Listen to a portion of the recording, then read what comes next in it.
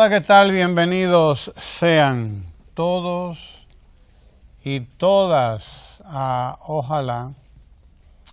En el día de ayer estuvimos viendo un reportaje que da cuenta de la visita este fin de semana de una importantísima delegación de industriales, de la gente de empresa, la Asociación de Industriales de Industrias de la República Dominicana, la AIRD, Campos de Moya, Circe Almanzar y un grupo importante de empresarios que estuvo recorriendo las instalaciones de Punta Catalina. Y esta importantísima delegación de empresarios fue a reconocer el estado de avance de Punta Catalina. Allí Rubén Bichara, el vicepresidente ejecutivo de la Corporación de Empresas Eléctricas Estatales, la CDEE, ofreció declaraciones sobre el estado de avance de Punta Catalina, que ya sobrepasa el 90%. Estamos hablando del 90-92%, según informaba Rubén Jiménez Bichara. Pero también hubo declaraciones importantes del señor Campos de Moya, quien es actualmente presidente de los empresarios del país y un miembro prominente de la Asociación de Industrias de la República Dominicana. Sí, señor, ahí está. Pero hay un reportaje también que hemos preparado en el noticiero nuestro. Los compañeros de prensa del Canal 4 RD han compartido, han hecho un reportaje sobre esta visita que me gustaría que lo consiguiéramos para que lo compartamos con nuestros televidentes. Porque se trata de un espaldarazo, es decir, de un apoyo decidido. Finalmente hay una declaración de apoyo decidido y además de eso de deseo de participación del sector privado empresarial dominicano en Punta Catalina, una inversión que quizás es la inversión más importante que haya llevado a cabo gobierno alguno en la República, en la historia de la República Dominicana en materia de energía.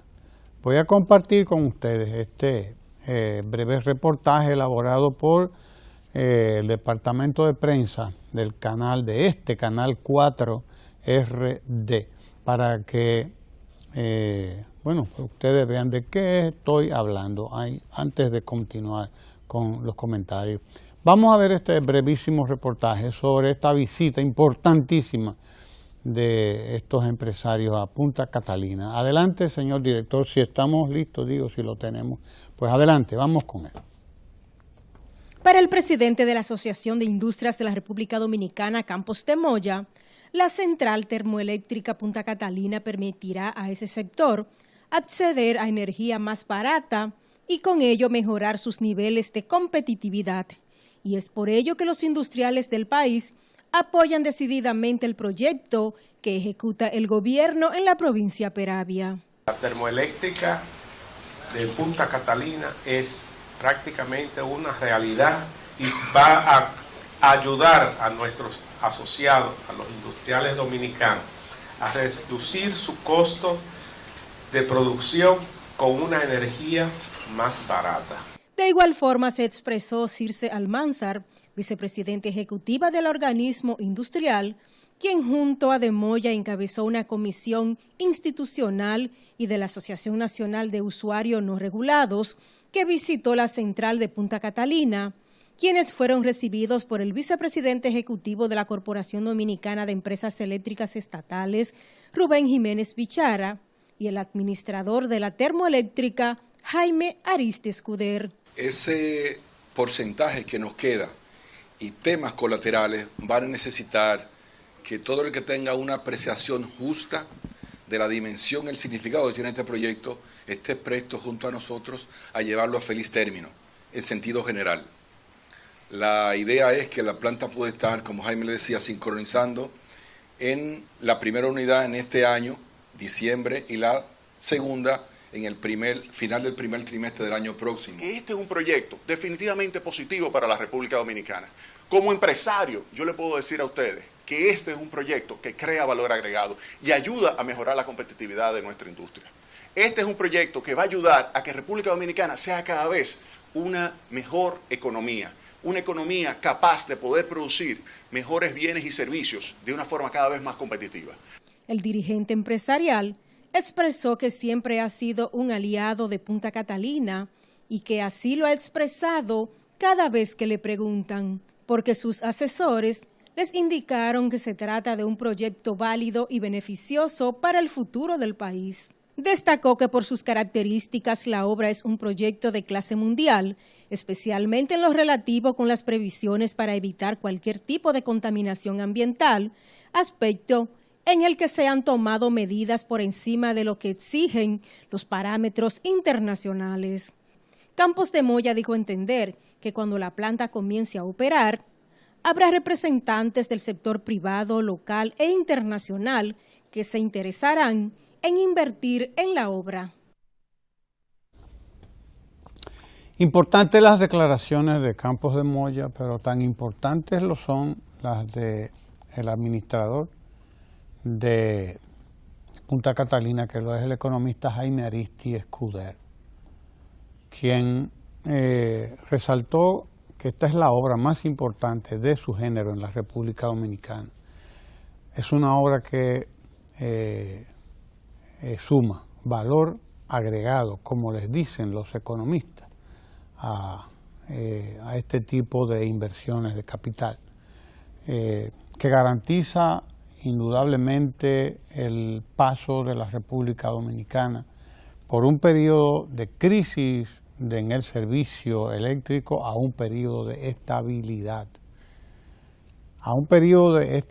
de superación definitiva del problema de la generación de energía y que coloca a la República Dominicana en un estadio superior de su desarrollo, no solamente en el campo de la energía, sino de su desarrollo económico y empresarial.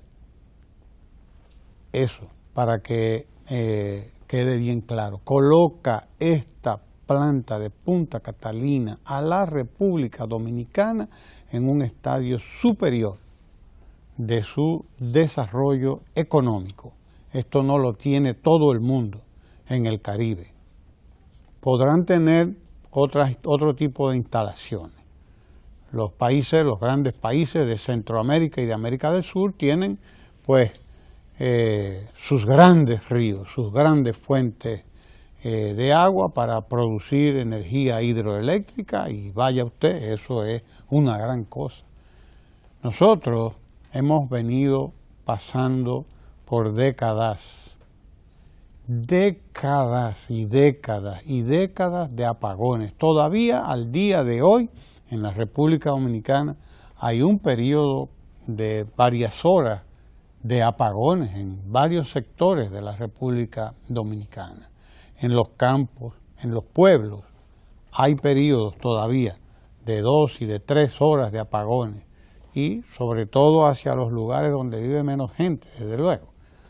Es decir, no tenemos una electrificación total de la República Dominicana, que es necesaria, que es fundamental, que es importantísima para abaratar costos, como lo dice el señor Campos de Moya, aquí también en sus declaraciones, abaratar costos, garantizar estabilidad en el servicio de energía eléctrica. Eso es fundamental para todos, no solamente para los que hacen negocios, no solamente para los empresarios y para los dueños de negocios, de comercio, no solamente para ellos, para todo el país, para todos los dominicanos, absolutamente todos seremos tocados, seremos beneficiados por una inversión fundamental, porque esta es una inversión fundamental, que viene además a resolver un problema radical, también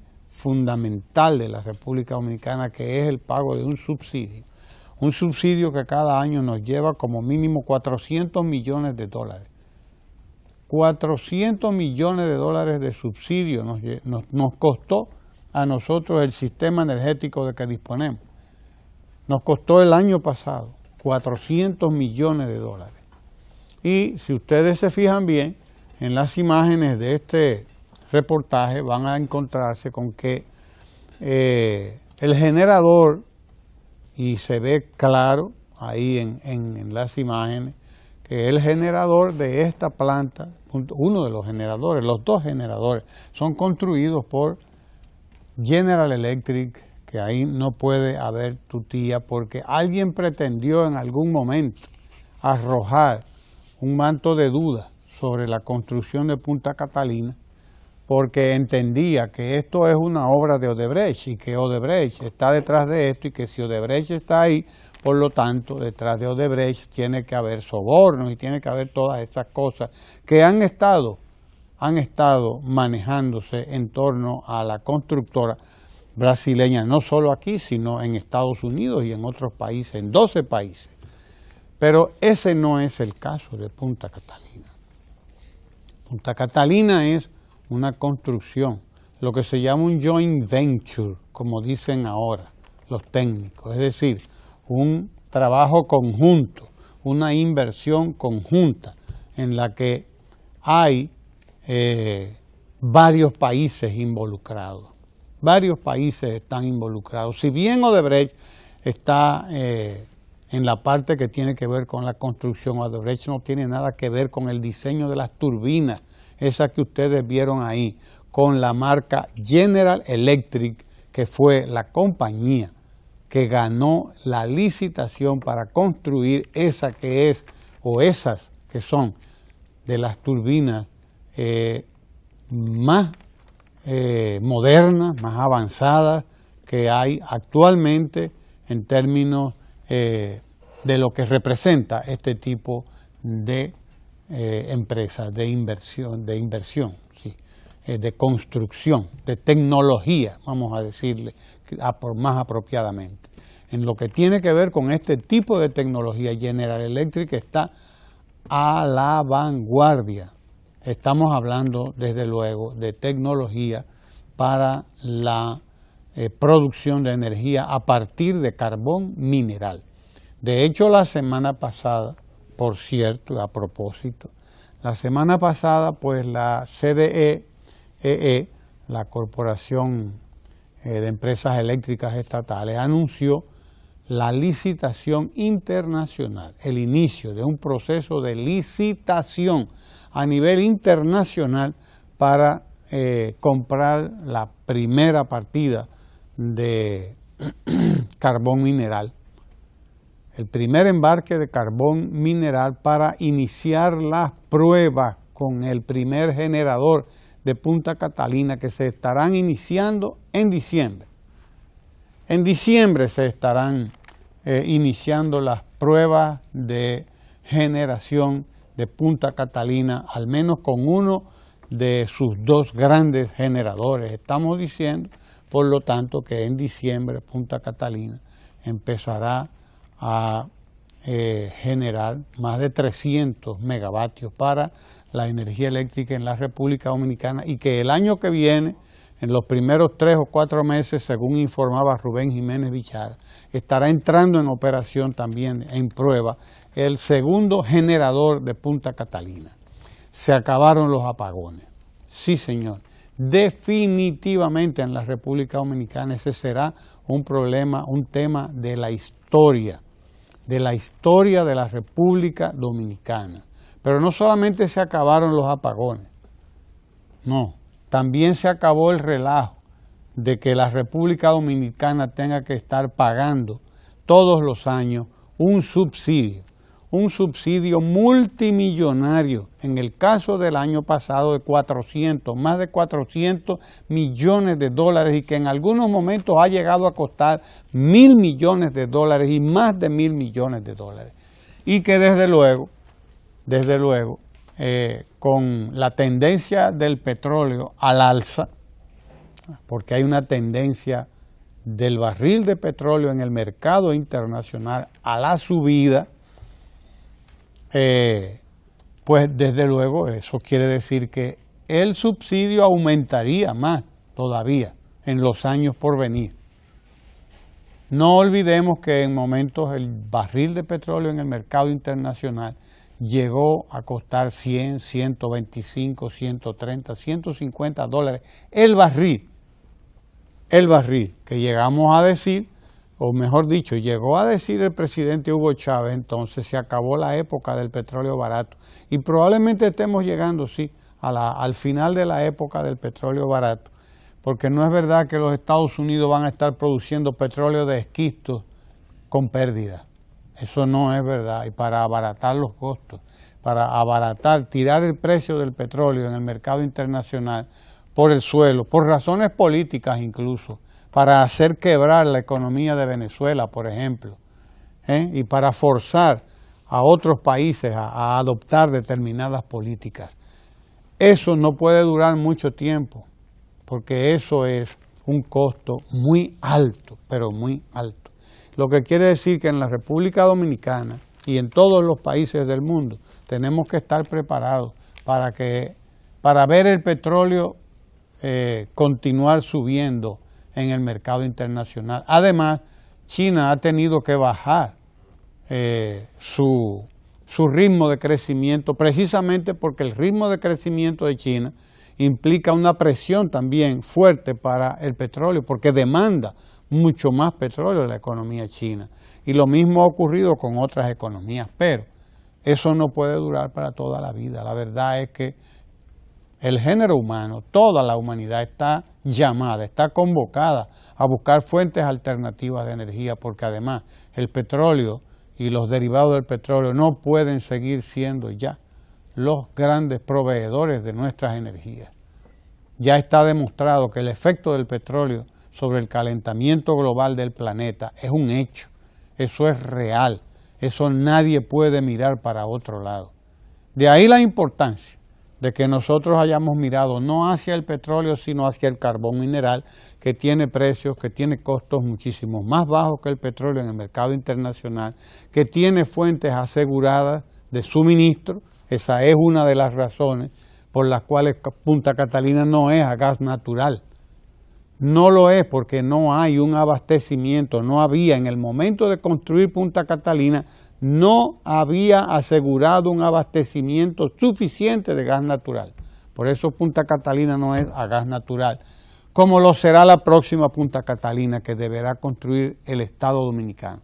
Porque el Estado Dominicano tiene que abocarse a construir una nueva Punta Catalina, donde tiene que hacerlo, y donde hace muchas décadas que le dijeron, mire, usted tiene que construir varias plantas de estas. Eran 3 plantas las que están en proyecto, hace 30 años. 30 años, no nos creamos que esto es de ahora, es una lástima que mucha gente viva engañada y crea que estos son proyectos novísimos. No, lo que es nuevo es el valor que tuvo el presidente Danilo Medina para acometer él esa inversión, acometer ese emprendimiento que va a ser determinante en el futuro de la República Dominicana.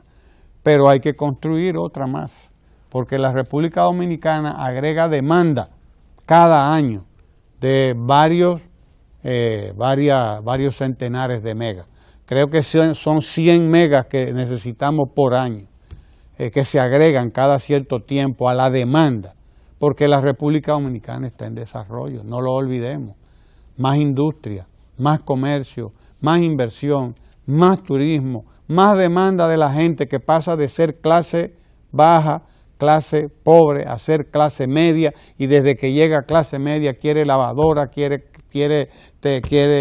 nevera, quiere aire acondicionado y demanda. Eso se llama demanda de energía. Y cada familia que pasa de ser clase pobre a clase media, y cada familia que deja de ser clase media baja para ser clase media media o media alta, porque los hay que llegan a clase media alta, esos demandan energía que manda madre, para que lo entendamos. Y eso, por lo tanto, para eso hay que estar preparado, porque la evolución de la República Dominicana plantea esa demanda permanente de energía a nuestro país. De ahí la importancia de esta inversión y de ese espaldarazo que ha recibido Punta Catalina del empresariado dominicano, el alto empresariado dominicano que ha ido a visitar a Punta Catalina este fin de semana y que ha expresado su satisfacción con la obra y además de su satisfacción, su deseo de invertir ahí también, porque ese es un buen negocio, esta gente sabe. Y es importante, sí, es importante, probablemente en algún momento el Estado, el gobierno, tendrá que abocarse a estudiar la participación del sector privado en inversiones como Punta Catalina, que son estratégicas, que son indispensables para la República Dominicana. Bienvenido, Sergio. Sí, hola, ¿qué tal? Bienvenidos sean todos a su programa. En el día de hoy se conmemora como efemérides el periodo de inicio de la España boba. Un día como hoy, en el año 1809, se inició lo que se conoció como la España boba, que no fue más que el proceso de reconquista que hicieron criollos como Sánchez Ramírez o Ciriaco Ramírez para eliminar o para revocar lo que sería el dominio francés de esta parte este de la isla española y volver a el dominio de España. Ese dominio que tuvo España en ese periodo, que va de 1809 hasta 1821, cuando Núñez de Cáceres hace la independencia efímera, fue un periodo donde España tuvo muchas debilidades.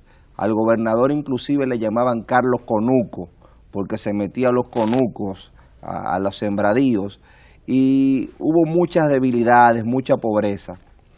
Habían tres sectores básicos desde finales del siglo XVIII en República Dominicana.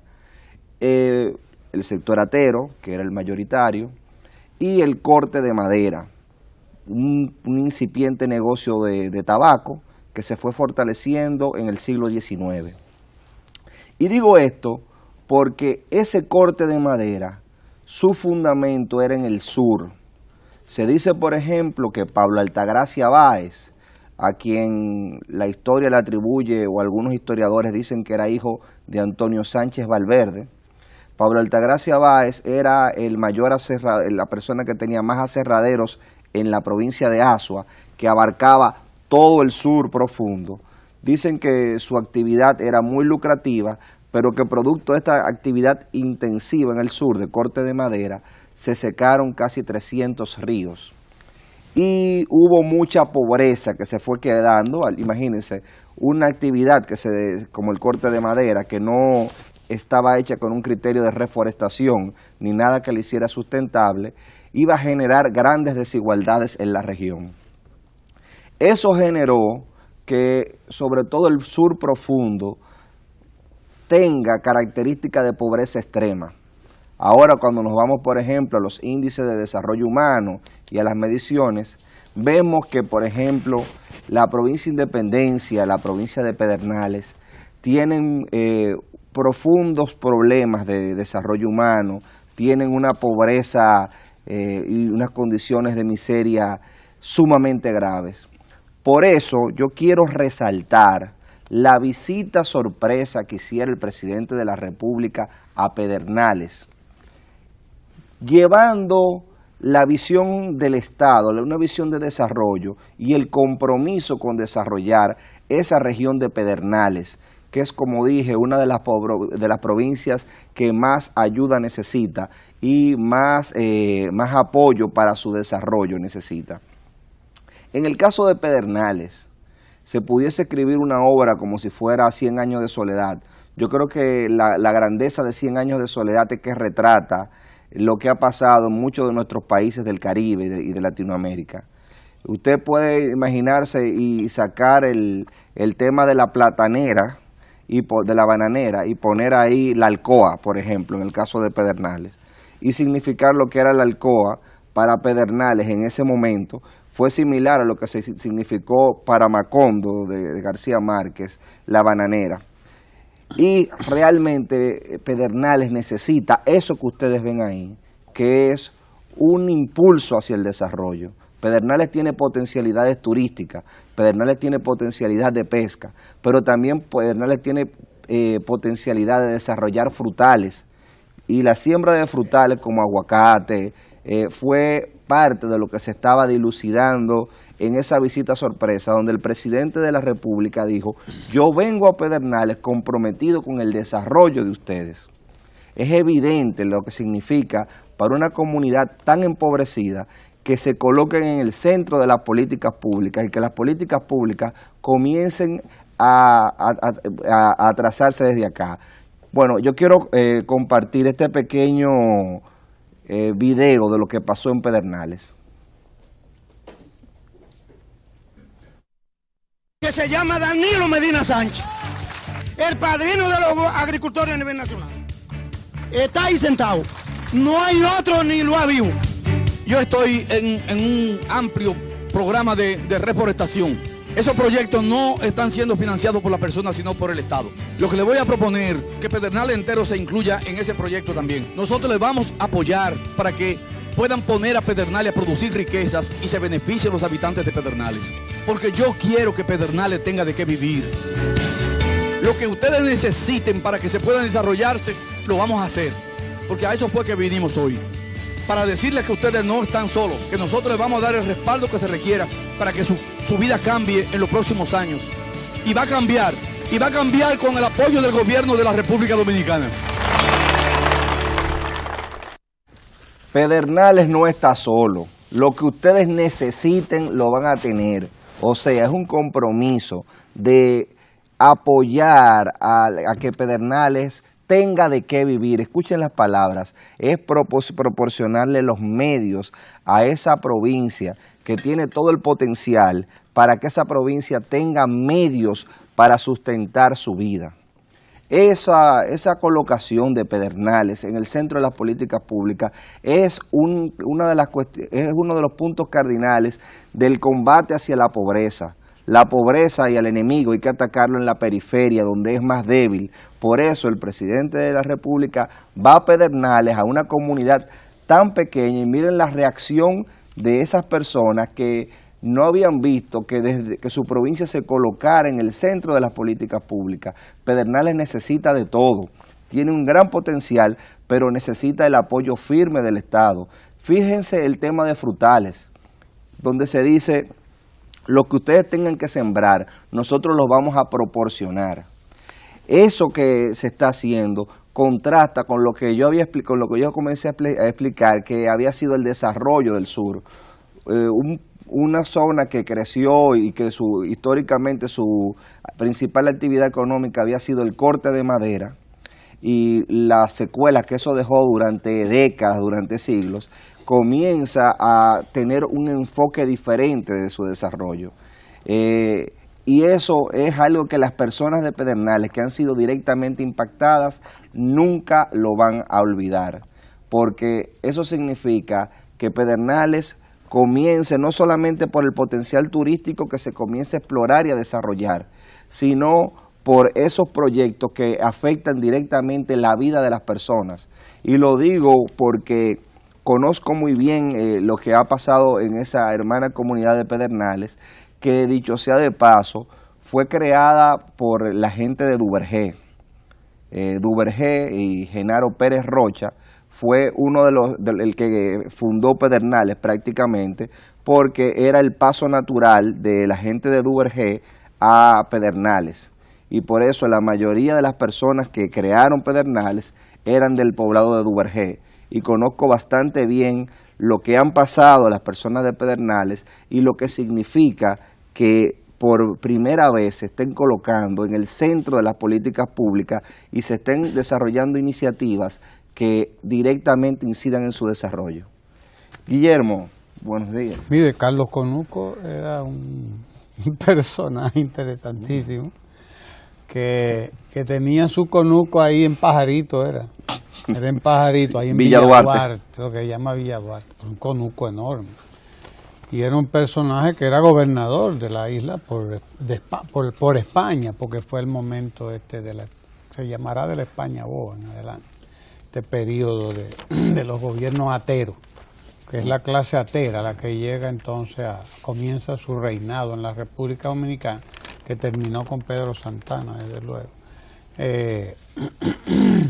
Y Carlos Conuco era de esos gobernadores que no eran, que no tenían una mentalidad como la de Obando, por ejemplo, que era una mentalidad capitalista, una mentalidad productora, que entendía que había que producir a partir de la explotación de mano de obra, sino que, bueno, él entendía que lo que había era que a los vagos ponerlos a trabajar y a los presos llevarlos a trabajar en ese gran conuco que, pero que era personal, ahí, que desde luego servía para abastecer a los vecinos de Santo Domingo de plátanos y de todas esas cosas, que por lo que lo llevó al mote de Carlos Conuco. Eso fue lo que hizo que le pusieran Carlos Conuco. Era un conuco inmenso que él tenía ahí en Pajarito. Y bueno, es un parte un tanto de esa historia, de ese periodo, que es un periodo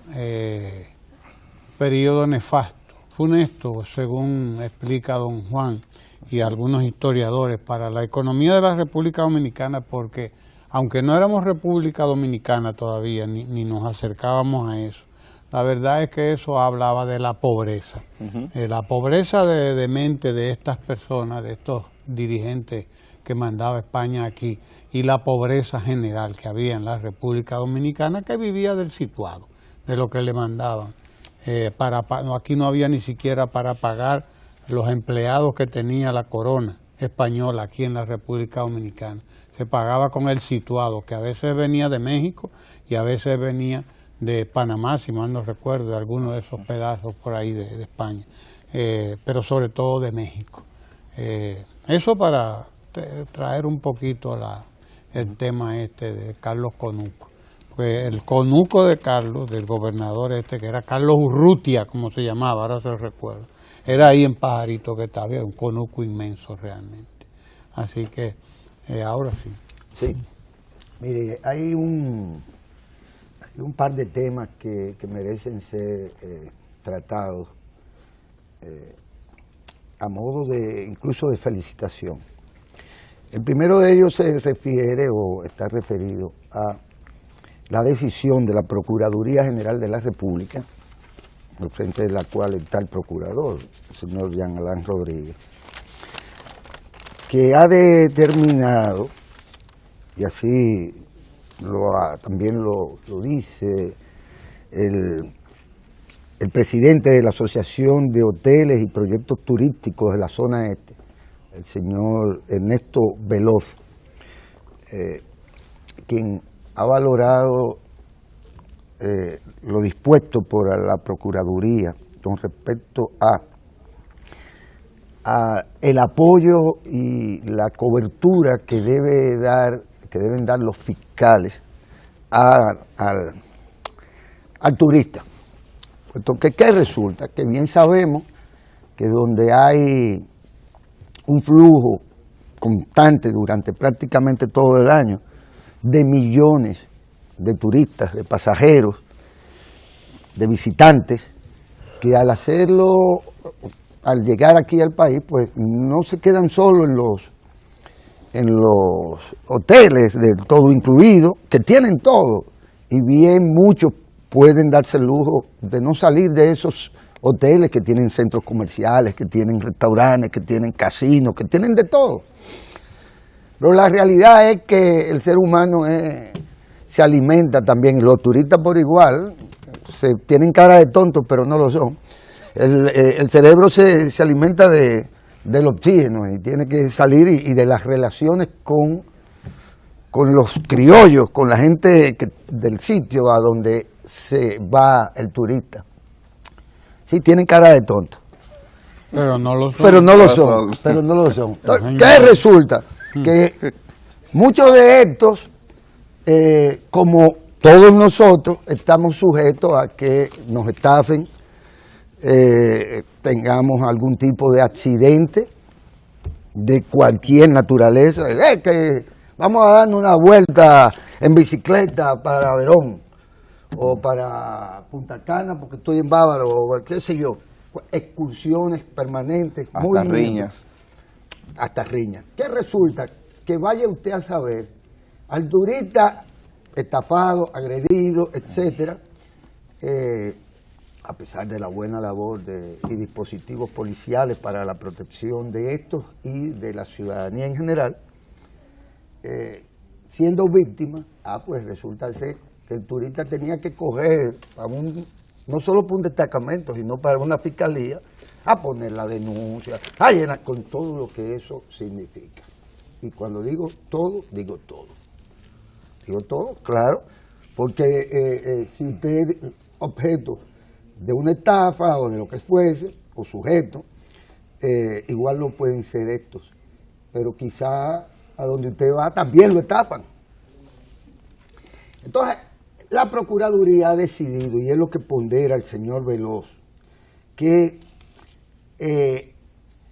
ofrezcan, que el señor Jean Alain Rodríguez dispuso aumentar la cantidad de fiscales que ofrecen servicio en esa demarcación, y destacó la presteza con que el funcionario autorizó que estos acudan a los hoteles para atender requerimientos de los turistas que visitan la zona cuando obviamente sea necesario.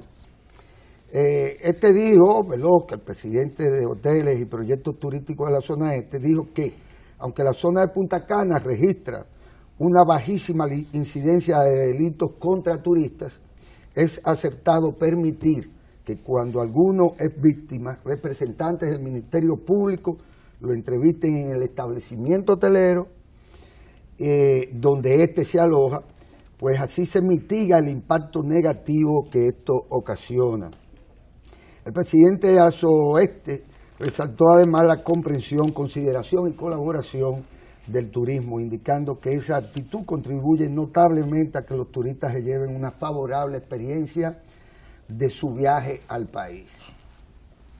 Y explicó que esta iniciativa, autorizada por el procurador, fue sugerida por el cónsul honorario de España en Punta Cana, el señor Javier Moreno, y que su aplicación le fue informada por el fiscal titular de la provincia de Altagracia, Edwin Encarnación, de quien resaltó su eficiencia, compromiso y disposición.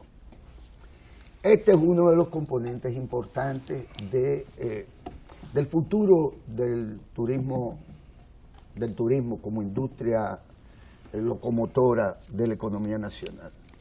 Al turista y al turismo hay que cuidarlo como se debería cuidar la gallina de los huevos de oro, aunque hay algunas gallinas que hay que comérselas, seguro, ¿verdad? Son buenas. Sí, más en unos sopones que se hacen con esa gallina bien. Con un arrocito blanco sí, arriba. Hay que comérsela. Pero bueno, esto es en serio y yo felicito también porque este tipo de disposiciones focales son las que van a marcar la diferencia y las que van a garantizar ciertamente que los turistas pues sean protegidos como se debe. Además, son víctimas algunas veces y cuando lo son usted no puede agravar su molestia ni el daño que se le ha provocado como nos lo provocan a nosotros. Y bueno, yo quería destacar esto. Sé que este tipo de disposiciones pequeñas que parecen insignificantes pues tienen un impacto bastante alto. Esto en lo que concierne a este tipo de medidas y nuestra felicitación por ello. Quiero destacar por igual el tema de la inauguración de los bustos gigantes, ¿verdad? O a escala gigantesca de los patricios, que no de todos, pero de los principales, de Duarte, Sánchez y Mella. Esto en el entorno mismo de la llamada Plaza de la Bandera, a donde en su momento a alguien de brillantes ideas, se le ocurrió que ahí lo que había era que poner la Torre Eiffel, pero en escala chiquita. Sí, era lo inverso. Lo cierto es que el Ministerio de Defensa, la Presidencia, determinaron que, bueno, ese era el espacio lógico por distintas razones, paisajísticas, por la característica misma de ese conjunto de edificaciones que tienen, entre otros, a la Junta Central Electoral, al Ministerio de Defensa, Tribunal Constitucional. El Tribunal Constitucional, en fin, más la llamada Plaza de la Bandera.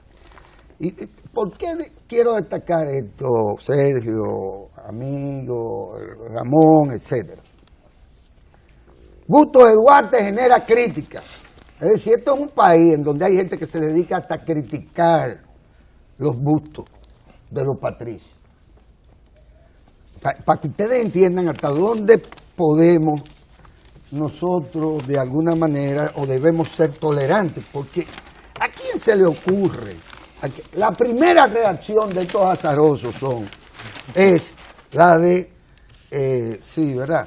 Es la de decir, miren, y esto hay que leerlo porque esto es antológico, esto es para guardarlo en la antología del disparate de los azarosos. Óigame esto. El recién develizado busto de Duarte, ubicado en tal sitio, ha generado una ola de críticas e indignación. Pues muy importante, la indignación.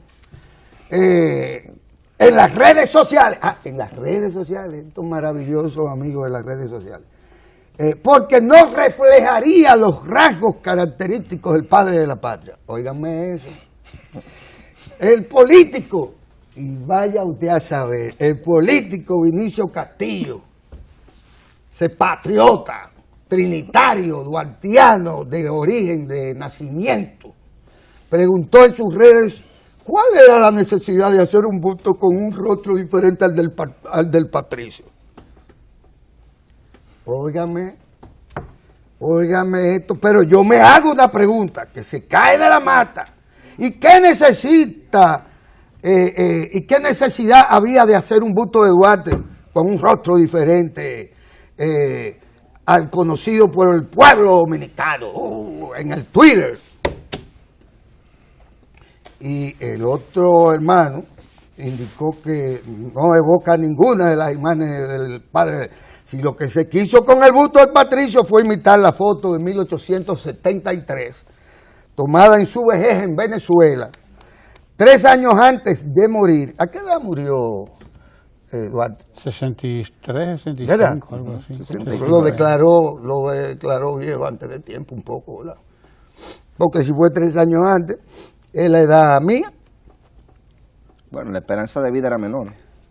Bueno, esto es relativo, sí. Pero murió, lo cierto es murió que... Murió bajito de los 60 años. Él nació en el 13 y murió en el 76, 63 años. 63 años, y fue 3 años antes que se le hizo eso. Próspero, el venezolano, ok. Próspero Rey. Sí, Próspero Rey.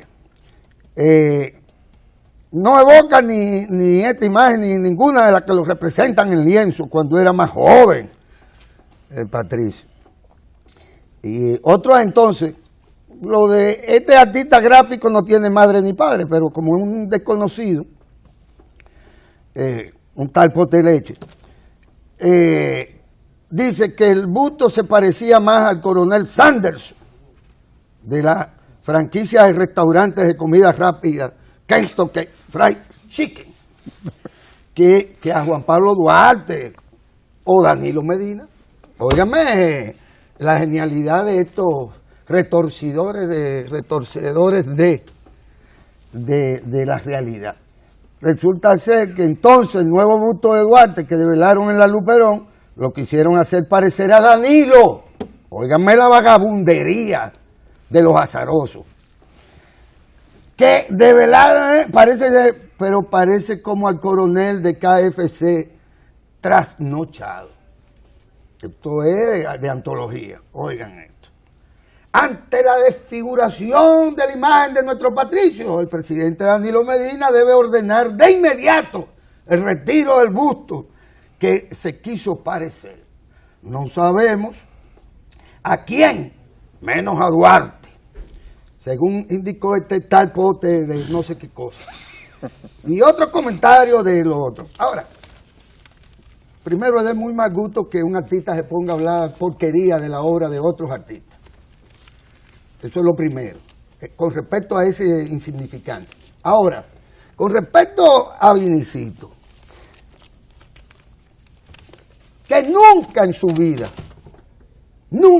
vida objetó absolutamente nada de ese maravilloso busto que queda en la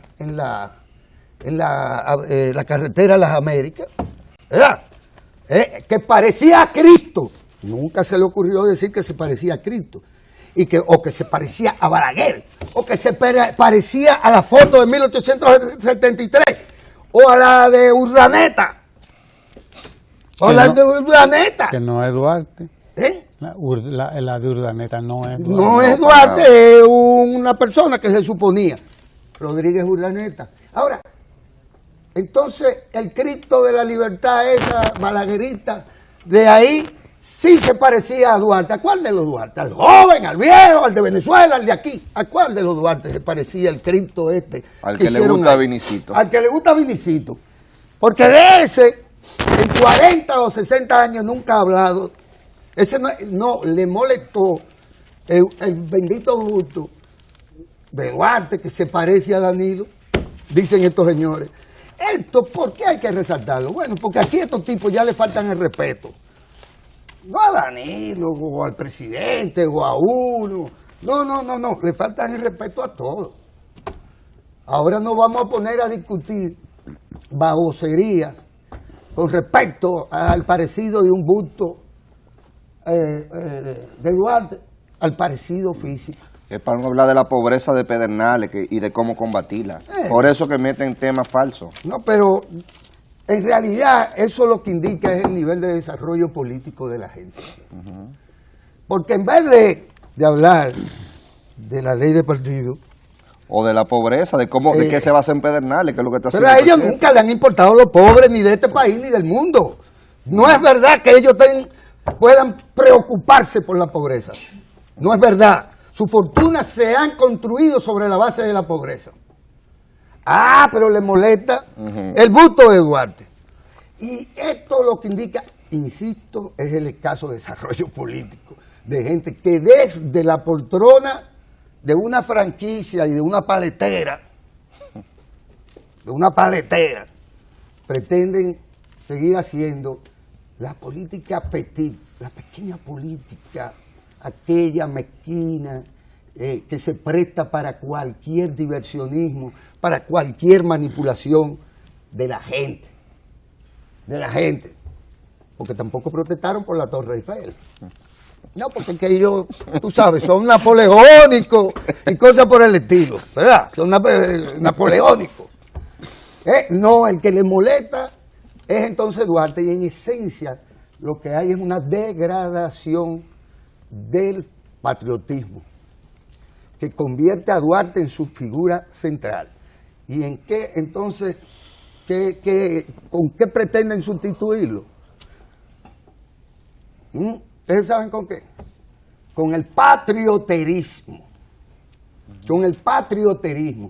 Y todo esto en la plataforma de seguir alimentando prejuicios, de seguir generando dificultades en las relaciones bilaterales entre nuestro pueblo, entre nuestras naciones en general, pero de seguir pretendiendo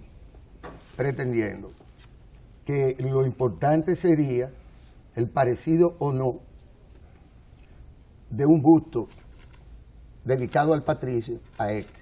Porque yo creo que ni siquiera en las fotos matrimoniales de estos supuestos críticos, ni siquiera en las fotos matrimoniales, ellos se parecen a sí mismos. Son maquillados, se ponen unos emotes. No andan con los trajes así, no. Cuando se casan y va un hombre, un fotógrafo, Tiene su micrófono ahí. No importa, yo hablo durísimo. Y va un fotógrafo y a usted después le hacen Photoshop. Entonces a ellos lo que les molesta es el busto de Duarte en la Plaza de la Bandera, porque se parece a Danilo Medina. No, hombre, no me fuñan, hombre. Mire, hay temas mucho más importantes incluso que ese, de si el busto se parece a es que eso no es tema. Eso es a tema. mí, sí, o lo convierten en tema. Sí, aquí ellos lo todo convierten. se convierte en un tema. Pero un tema importante lo es esa tragedia que nosotros hemos estado observando en las costas de nuestro mar aquí, en la capital, aquí en la misma costa de los acantilados, aquí, de ahí, del malecón de la capital, toneladas de basura plástica que nosotros soltamos en nuestros ríos, allá arriba, y que los ríos vienen a depositarla ahí, en el malecón, cuando vienen los tiempos de agua. Desde que llueve en la cuenca alta, pues el río viene y Ahora no baja, había sucedido y así. baja con todo eso. No había sucedido así antes. Había sucedido, pero no en la magnitud que lo ha hecho ahora, porque ahí en la Plaza Fray Antón de Montesinos y más arriba también, y aquí en San Felipe, veíamos la acumulación de plástico recurrente. Lo que pasa es que no se había visto una cosa en esa magnitud. Lo que quiere decir que mucha más gente está comiendo y que mucha más gente está comiendo en plástico, eso es lo que quiere decir eso, y que está consumiendo más en plástico, y que es gente, incluso mucha gente pobre de esa de allá arriba, de la cuenca arriba, de Isabela y de los Sama, que son los que depositan toda esa basura ahí, son esa gente.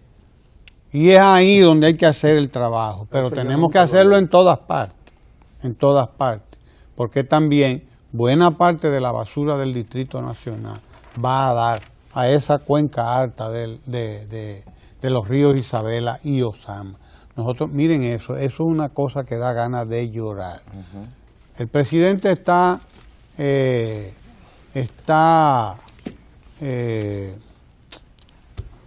convocando al turismo internacional, está comprometido con que aumentemos cada vez la cantidad de turistas que vienen a la República Dominicana. La meta es que al 22, al 20 y tanto, tengamos 10 millones de turistas en la República Dominicana, y hay que preguntarse si ese es el espectáculo que nosotros les vamos a presentar a los 10 millones de turistas que nosotros aspiramos a traer aquí. El ministro de Medio Ambiente estuvo ahí mirando aquello, el señor Ángel Esteves, y tuvo declaraciones importantes para el empresariado que vive de los plásticos. Dice, bueno, hay que buscarle una salida a esta, y una de las salidas es en parte empresarial, es decir, el empresariado dominicano tiene que abocarse también a buscar cuál es la alternativa. La alternativa sobre todo a un tipo de plástico que es el más terrible, que es el más... Todo el plástico está haciendo daño en todos los océanos del planeta. Hay una isla más grande que Francia en el Pacífico, ahí cerca de Perú, por esos lados de ahí arriba. Una isla del tamaño o más grande que Francia. Y apareció otra del tamaño de no recuerdo qué otro país de eso. Una cosa realmente impresionante lo que nosotros estamos haciendo con el planeta. Pero impresionante también es lo que nosotros estamos haciendo aquí en la República Dominicana. Es impresionante, no hay río de la República Dominicana que no esté lleno de este plástico, del foam de la espuma porque usted va a comprar cualquier cosa, un colmado, y se lo dan en un vaso de eso.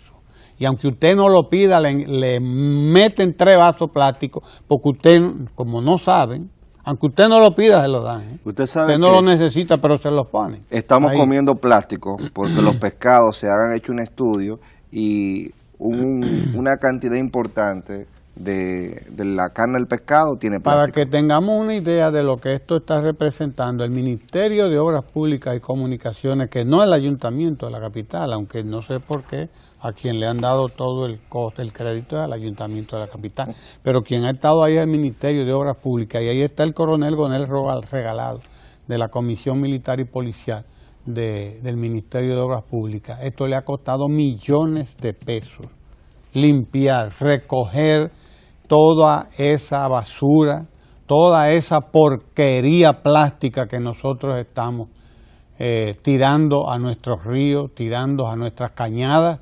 Usted la tira a la cañada y la cañada está seca, pero la cañada que está seca cuando llueve es un drenaje natural, por eso es una cañada, porque es un drenaje natural. Aunque no tenga agua, lo que usted tire por ahí, esa cañada que ahora está seca, lo va a llevar al río, porque todas las aguas desembocan, van a dar a los ríos. Y allá de los ríos, del río a Isabela, del río Osama, desde luego bajará, o del río Jaina, porque también el río Jaina se convierte en un gran surtidor de plásticos. Aquello hay que verlo cuando llueve, aquello hay que verlo. Y entonces nosotros estamos abocados a revisar nuestras políticas que tienen que ver con el manejo de plásticos y de desechos sólidos, todos los desechos sólidos, pero sobre todo esos plásticos. Hasta el consumo. Que son un veneno además, que son un veneno. Nosotros, los ciudadanos de a pie y las ciudadanas, nos toca asumir también para nuestro uso y para nuestra conducta, nuestro comportamiento, disponernos nosotros a usar cada vez menos plástico. Disponernos a usar cada vez menos plástico. Los que vayan a los comedores económicos, que lleven su plato. Hoy no era eso lo que hacíamos antes. Nosotros andábamos con unos convoys así de este tamaño, en el que eso así era que se distribuía la comida antes, pero ahora nadie quiere fregar y todo el mundo entonces lo que quiere es comprar plástico, desechar, porque nadie quiere fregar. Y usted había visto una cosa semejante, nadie quiere fregar. Entonces estamos envenenando nuestros ríos, envenenando nuestros mares, porque nadie quiere andar con un convoy, como andábamos antes, porque yo cargué muchos convoy para llevarle la comida a los abuelos míos y a los papás míos que estaban en tal o cual sitio trabajando, y había que llevarle la comida en eso. Y hoy no queremos ir a los comedores económicos, porque hay que entregarnos en los comedores económicos que nos regalan la comida por 5 pesos, porque eso es lo que cuesta un plato de comida, de comida, de arroz y habichuela y carne y ensalada, buena comida, 5 pesos, pero no queremos llevar un plato. No, hay cosas que hay que revisarlas. Hay cosas que hay que revisarlas y hay que revisar nuestra conducta. Esos taxistas que comen y sueltan el cosa ese donde quiera, en cualquier esquina, usted ve las alcantarillas tapadas, las rejillas, como lo denunciaba el ministro de Obras Públicas, lo decía, porque es que eso cuesta millones de pesos al Estado Dominicano. Sí, señor, toda esa comida, toda esa cosa, todo ese envase plástico que tiran todos estos choferes y todos estos taxistas y todos los pasajeros también, eso le cuesta millones de pesos al Estado Dominicano. Millones de pesos de tapar todas esas rejillas, y a los ayuntamientos le cuesta millones de pesos esas inconductas, esa condición nuestra de puerco. Sí, señor, porque solo los puercos hacen eso, ¿me entiende? Solo los puercos hacen eso, no que hacemos nosotros. No entiendo qué es que usted tiene en contra de los puercos, no entiendo. Es verdad. Ahí hay un prejuicio. Hay que respetar a los puercos, hay un prejuicio. Tanto que te gusta la carne de puerco. Sí, señor, es verdad. Hay un prejuicio contra y ellos nada más en puertos. cautiverio que son así. Y además Hay los puertos no prejuicio fueron los que inventaron las contra los posillas. puertos. Las posillas las inventamos nosotros. La Claro, gente. en cautiverio Es que ellos son sucios, pero Es verdad. fuera de ahí no, O sea que cimarrones no lo son. O sea que somos peores que los puertos. Claro. Somos peores. que Nosotros los le creamos las condiciones a para los que puertos. entendamos de qué es que estamos hablando, porque ese operativo ahí le está costando al Estado Dominicano, no sé cuánto, pero hablaban de más de 10 millones de pesos, limpiar ese desastre que nosotros y nadie más que nosotros, ciudadanos y ciudadanas, hemos hecho.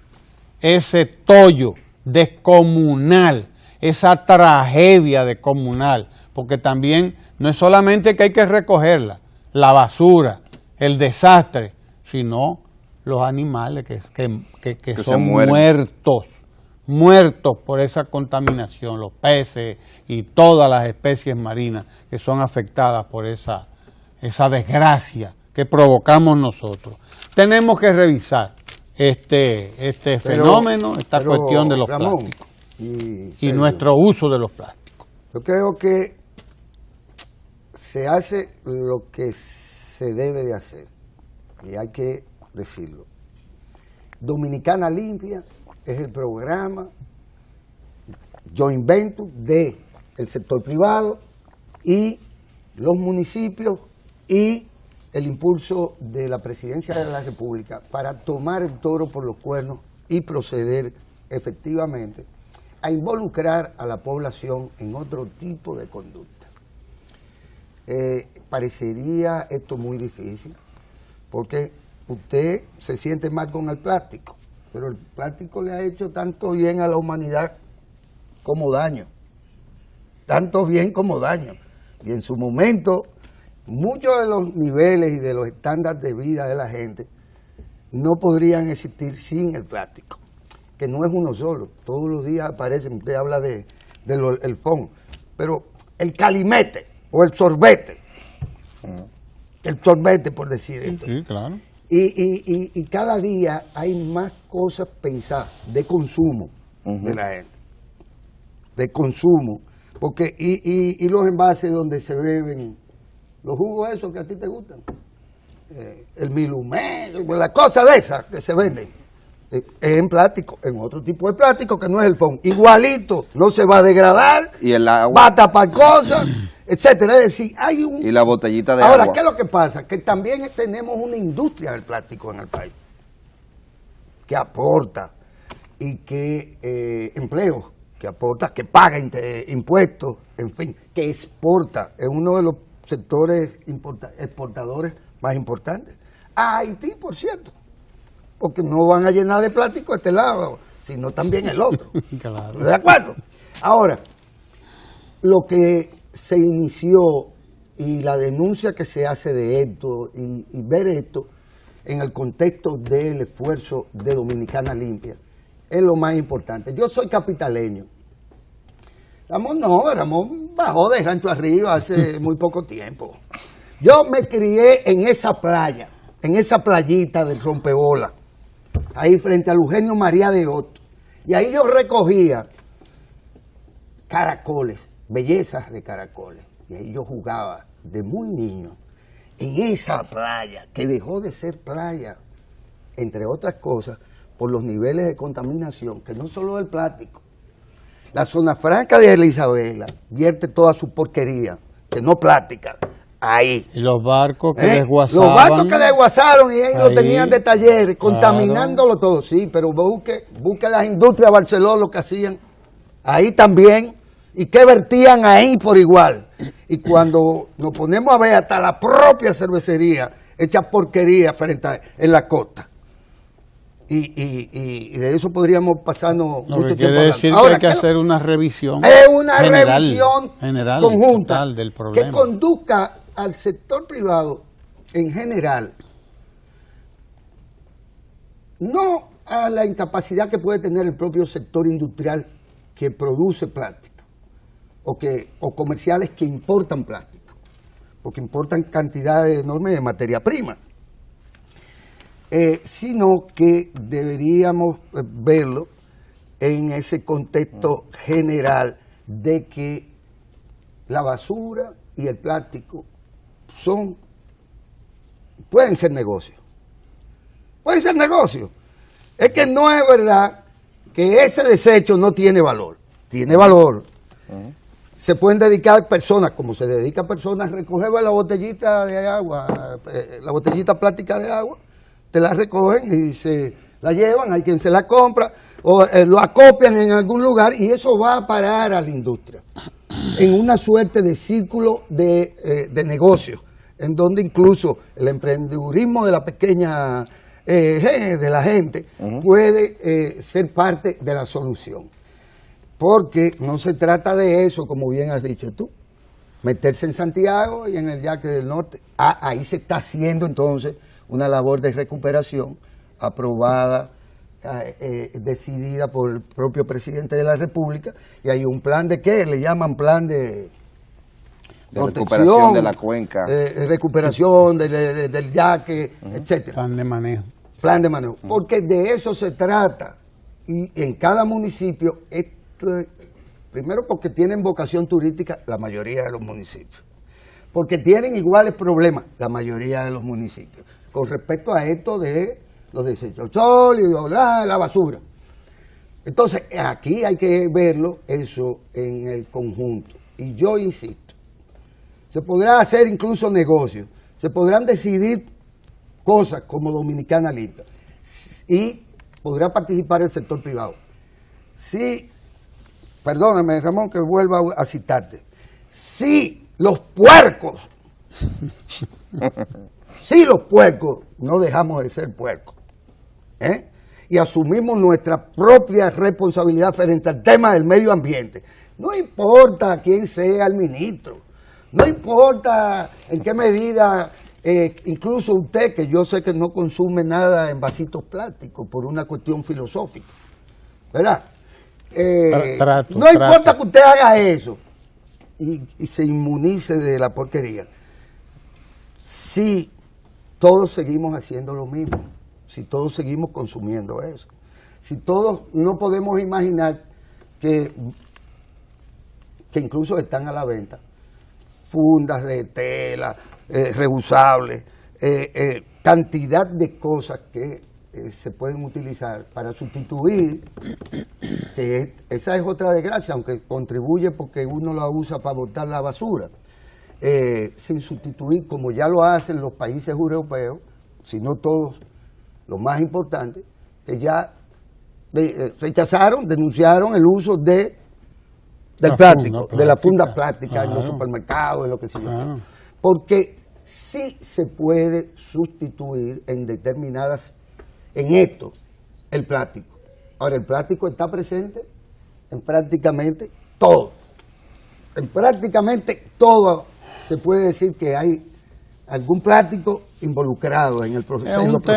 Ese es un tema largo y tenemos a Juan González aquí. Sí, con él usted puede pelar el plátano. Vamos a continuar nuestra conversación con Juan González, que está ahí ya hace un ratito. Así que quédese ahí porque vamos a seguir conversando con Juan González sobre diferentes temas que él nos trae. No se mueva de ahí. Eso es así.